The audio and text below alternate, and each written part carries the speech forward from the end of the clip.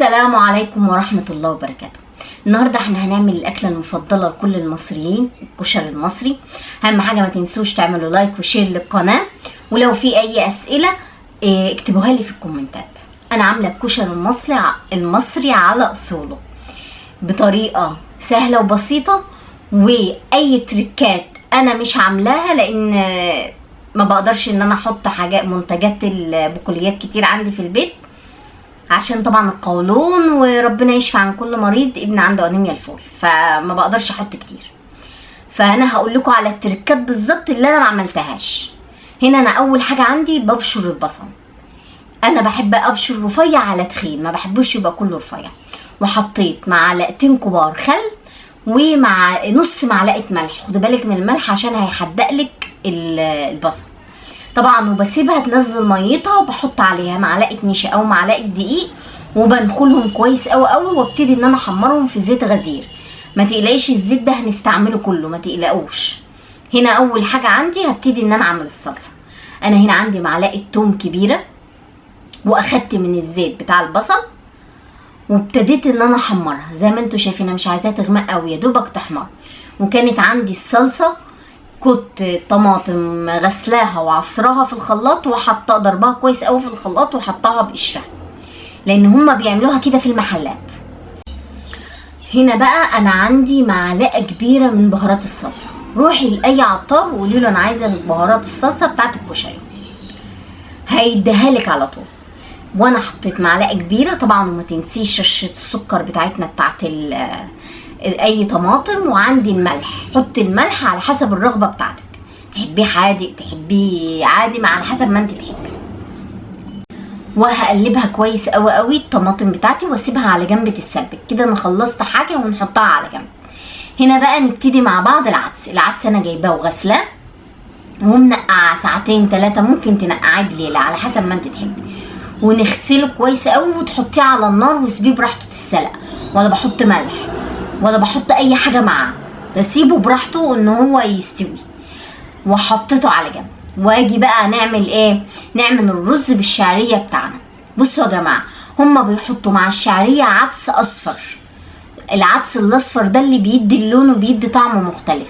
طبعا انا زي ما قلت لكم في اول الفيديو انا ما اقدرش احط العدس الاصفر ده علشان ابني مريض انيميا، وما اقدرش ان انا احط له، لان هو تقريبا في الكشري ده ما بياكلش الا الرز والشعريه ده والمكرونه، فعشان كده ما حطيتش. انت بقى براحتك تحطي طبعا. وزودنا الميه وزودنا الملح بتاعنا بتاع الرز، وابتدي ان انت قلبي لحد ما يشرب الميه بتاعته كويس قوي الرز، ووطي عليه وسيبيه يستوي براحته. طبعا العينتين التانيين انتوا شايفين انا حاطه الطماطم وحاطه العدس يستوي براحتهم. تمام. هنسيب العدس بتاعنا، قصدي هنسيب الرز بالشعريه بتاعنا يشرب ميته براحته. وطيت عليه. هنا هعمل الدقه عشان اسيبها تبرد عقبال لما الحاجه تكون استوت. هنا انا عندي يا جماعه المقلايه واحط فيها المكونات. عندي هنا كوبايه ونص ميه، انا جايبه لكم بالمعيار بالظبط، ونص كوبايه خل. وعندي نص معلقه كبيره توم. التوم بحطه كده ني فيها. هما ما بيحمروهوش ولا بيعملوا في اي حاجه، بيحطوه ني كده. محل اسمه الخديوي بيعمل كده بالظبط. وعندي هنا ملح ليمون على طرف المعلقه ملح ليمون. وعندي طبعا ربع معلقه كمون وقدها كزبره. الكمون زوديه سنه بسيطه عن الكزبره عشان التوم طبعا.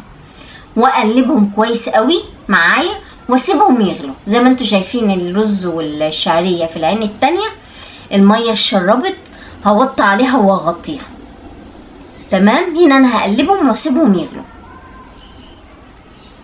تمام معايا.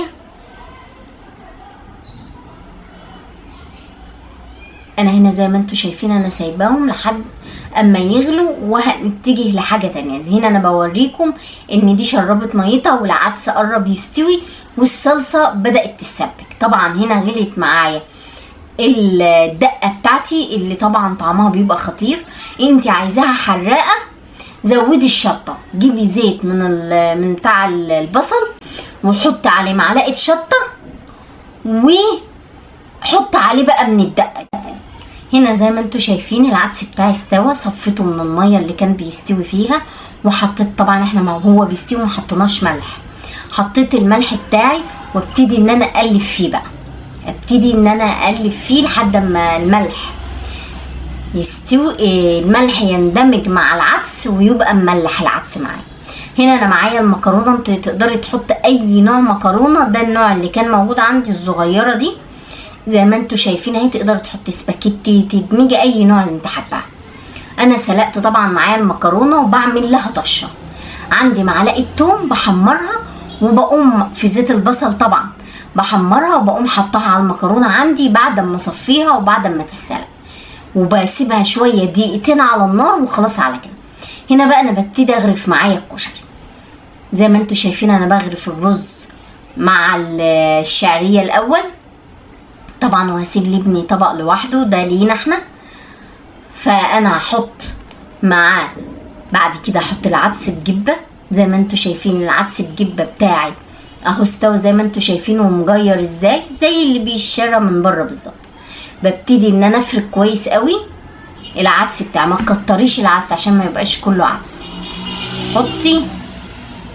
حطي كميه معقوله تمام. وابتدي ان انا اجيب المكرونه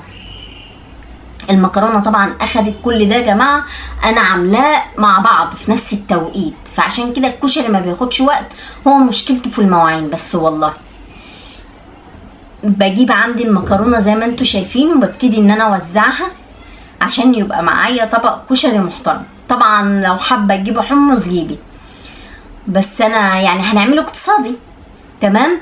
هنا بقى انا عندي الصلصه بعد ما اتسبكت، هبتدي ان انا طبعا احطها فوق، وهجيب طبق على جنب للي يحب يزود، بس انا حاطه كميه كفايه يعني محدش هيحب يزود عن كده تمام. هنحط الصلصه بتاعتنا، وبعد كده نجيب بقى البصل اللي احنا حمرناه ومقرمش. طبعا البصل يا جماعه لازم يتهوى ويتحط على ورق مطبخ علشان ما يتبلش معانا، يعني انت ممكن تحطيه مثلا على المروحه، البصل تقوم حطاه على ورق وتحطيه على المروحه هينشف معاكي وهيقرمش.